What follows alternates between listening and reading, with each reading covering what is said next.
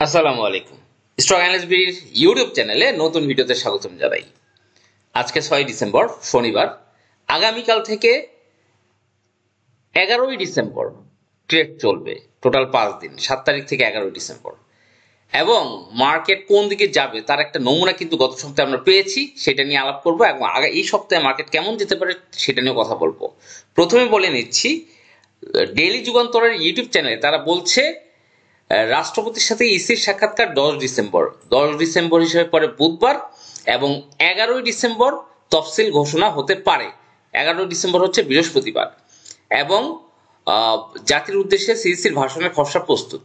তা যাই হোক, প্রথম বলে নিচ্ছি, তফসিল ঘোষণার পরে সাইড লাইনে যে বিনিয়োগকারীগুলো আছে, যে পার্টিগুলো আছে, মার্কেটে কিন্তু তেমন কোনো পার্টি নাই, 4-5টা গ্রুপ ছাড়া কিন্তু তেমন কোনো বড় ইনভেস্টর নাই। আর পার্টিরা যদি অ্যাক্টিভেট না হয় মার্কেট কিন্তু গরম হয় না, আপনারা জানেন।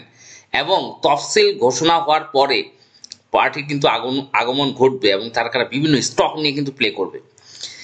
সিকিউরিটি এক্সচেঞ্জ কমিশনের বিভিন্ন রুলস তারা কিন্তু চাপায় দিচ্ছে বিনিয়োগকারীদের উপরে, যেমন মার্জিন রুলস 2025 আসছে, এখানে কিন্তু নতুন নতুন রুলস তারা কিন্তু চাপাইছে। এখানে বলা হয়েছে মার্জিন রুলসে যে পি রেশিওর যে হিসাবটা, সর্বশেষ যে ক্লোজিং প্রাইস যে কোনো একটা স্টকের, সেটা ভাগ হবে হচ্ছে 4 প্রান্তিকের ইপিএস দিয়ে, ইপিএস এর যোগফল দিয়ে ভাগ হবে।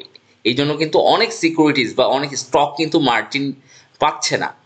এই ধরনের বিভিন্ন রুলসের কারণে কিন্তু শেয়ার বাজার স্তব্ধ হয়ে আছে, এবং অযাচিত হস্তক্ষেপ, ডিএসসির হস্তক্ষেপ, সিকিউরিটি এক্সচেঞ্জ কমিশনের হস্তক্ষেপ, সে বাজার বাড়লেই নানা ধরনের উল্টাপাল্টা কথাবার্তা শুরু হয়ে যায়, যার কারণে কিন্তু সবাই তাকিয়ে আছে তফসিলের দিকে। কবে তফসিল ঘোষণা হবে, নির্বাচিত সরকার আসার একটা সম্ভাবনা তৈরি হয়ে যাবে, তখন কিন্তু মার্কেট একটা জাম্প করবে ইনশাল্লাহ। এটাই কিন্তু অ্যাকচুয়াল রিয়েলিটি। এখন এই সপ্তাহে মার্কেট কেমন যেতে পারে প্রথমে বলে নিচ্ছি।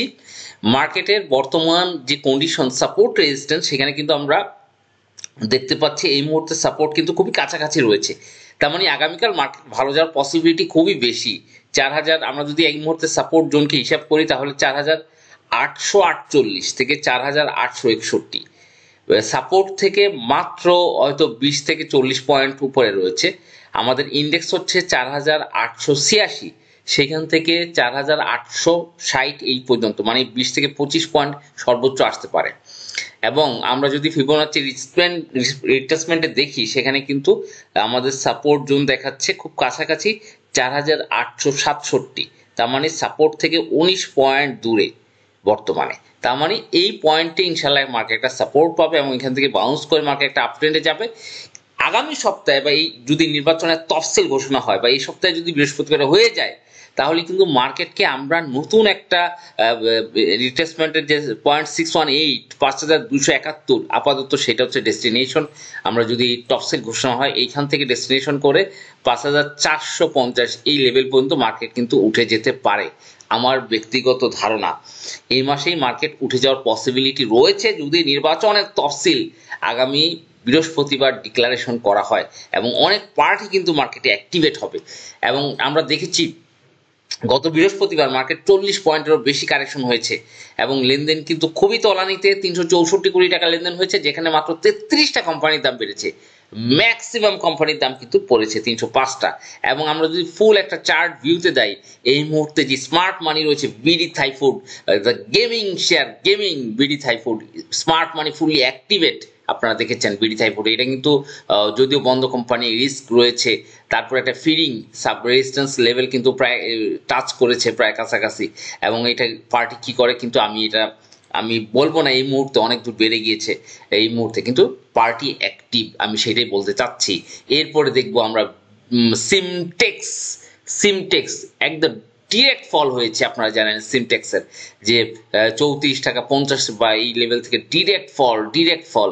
তা অবশ্যই সিমটেক্স একটা ভালো জোনে রয়েছে, এখন স্মার্ট পার্টি ভাবে বের হইতে পারে নাই।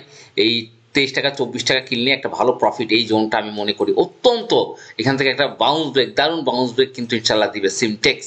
এবং ডিরেক্ট যেহেতু ফল হয়েছে, যে সকল শেয়ারগুলো ডিরেক্ট ফল হয় তারা কিন্তু সাধারণত আপনারা জানেন ভলিউম ক্যালকুলেশন তো 33% থেকে 37% পর্যন্ত কারেকশন হয় একদম টপ থেকে।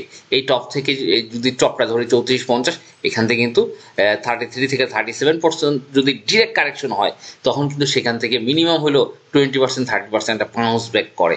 তো সিমটেক্সটা ভালো জোনে রয়েছে, এটা অবশ্যই বাই করা যায় আমার মতে। এরপর বিডিতে ফুললি গেমিং পার্টি অ্যাক্টিভেট রয়েছে, এর সাথে সাথে আরো কিছু অ্যাক্টিভেট পার্টি চলে আসবে। তবে আমার যেটা ধারণা, আগামীকাল হয়তো লো পেড অফ শেয়ার স্টকের একটা মুভমেন্ট আসতে পারে, লো পেড অফ স্টক, কারণ লো পেড বেশ কারেকশন হয়েছে। দেশ গার্মেন্টস কিন্তু বেশ, এবং স্টকটা কিন্তু দারুণ প্রাণবন্ত ছিল, আপনারা জানেন গত সপ্তাহে এবং তার আগের সপ্তাহে ভলিউম দেখেছেন 100, এখানে আমরা 2.5 লাখ ভলিউম, এবং বড় ভলিউমে কিন্তু 100 আমরা দেখেছি 114-15 টাকা পর্যন্ত উঠে গিয়েছিল। এইটা একটা ভালো পজিশন রয়েছে 100 টাকার লেভেলে দেশ গার্মেন্টসের। এছাড়া হাক্কানি পাল্পেরও কিন্তু ভালো পজিশন, স্টোর হোল্ডিং বেড়েছে নভেম্বরে। এবং আমরা যদি দেখি অন্যান্য শেয়ারগুলোর ভিতরে বিডিও অটোকার একটা, এখানে স্মার্ট মানি রয়েছে, সে একদিন কারেকশন করে 2 দিন বাড়ে, এভাবে করে এটা একটা মুভমেন্ট রয়েছে, আপনার 140 টাকা পর্যন্ত পাওয়া যেতে পারে। এবং এছাড়া বঙ্গজ, আমি যেটা সবসময় বলি, বঙ্গজ স্টকটা দারুণ প্রাণবন্ত রয়েছে, 106 টাকা 105 টাকা ভালো রেট হতে পারে। তাই লো পেডাবেরও একটা মুভমেন্ট আমরা দেখতে পারি। তার সাথে ছোট ছোট যে শেয়ারগুলো রয়েছে, BD Thai, gaming, Simtex, BD থাইটাই বন্ধু রিস্কি, যদিও পার্টি অ্যাক্টিভেট, ফুললি অ্যাক্টিভেট। এছাড়া আমরা যেটা দেখতে পাচ্ছি, ডরিন পাওয়ার, স্ট্রং ফান্ডামেন্টাল স্টকের ভিতরে ডরিন পাওয়ার, এটা আমাদের গ্রুপে কিন্তু সেল সিগন্যাল ছিল গত বৃহস্পতিবার। নেটিং, সেল নেটিং, এটাকে আমরা যেহেতু আবার বাইব্যাক করবো, সেল নেটিং, এই সেল আমরা আসলে 31 টাকা 70-80 এই লেভেলে সেল করে দিয়েছি, 31-70 এই লেভেলে সেল করে দিয়েছি। এবং আমাদের গ্রুপের কিন্তু এখানে একটা সেল সিগন্যাল ছিল, আবার আমরা বাই করার জন্য প্রস্তুত। এই মুহূর্তে এই স্টকটা সর্বোচ্চ যদি ড্রপ করে 28-50 পর্যন্ত নামার পসিবিলিটি রয়েছে।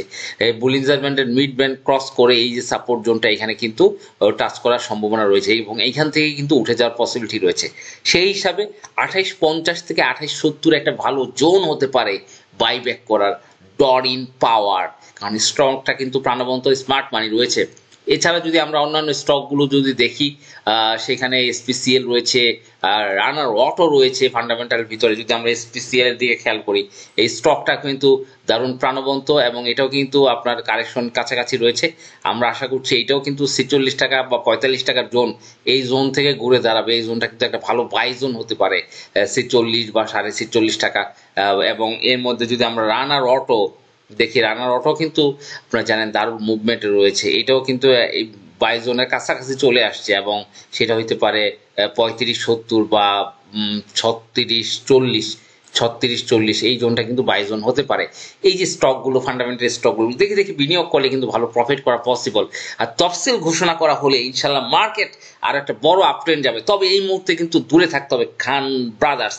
এই খান বাহাদুরের দিকে যেই চোখ দিবে, সেই তার কিন্তু ধ্বংস অনিবার্য। এই খান ব্রাদার্স, আমি আবারও রিপিট করছি, খান ব্রাদার্স, সেই 100 টাকার উপর থেকে বলে আসছি, খান ব্রাদার্সের দিকে যেই চোখ দিবে, যতই ভালো ইপিএস দেখাক, যাই দেখাক, এটা কিন্তু একটা ট্র্যাপ, একটা ফাঁদ।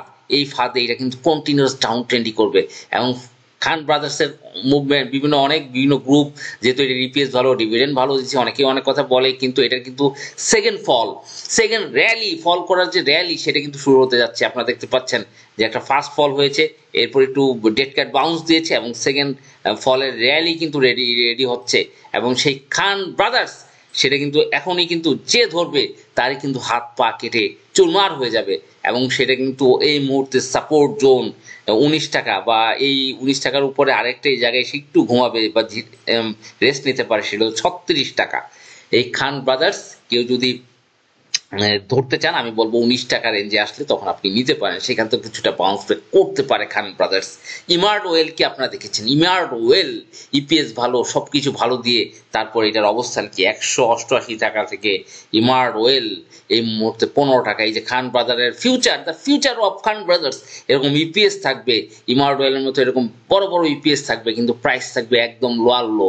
আমি এটা থেকে সবাইকে দূরে থাকতে বলি, এবং যারা স্টপ লস করেছেন, দূরে সরে এসেছেন, তারা কিন্তু ভালো পজিশনে রয়েছেন। এবং আরেকটি শেয়ার ওরিয়ন ইনফিউশন, আমি প্রতি ভিডিওতে কিন্তু এই কথাটা বলি, এই দুটো স্টক কিন্তু এই মুহূর্তে যেহেতু একটা লম্বা সময় প্লে হয়েছে, আওয়ামী লীগের সময় স্টক দুটি ভালো প্লে করেছে এবং তারা কিন্তু সেই পার্টিগুলো কিন্তু যত দ্রুত সম্ভব এখান থেকে টাকা গুটিয়ে নিবে।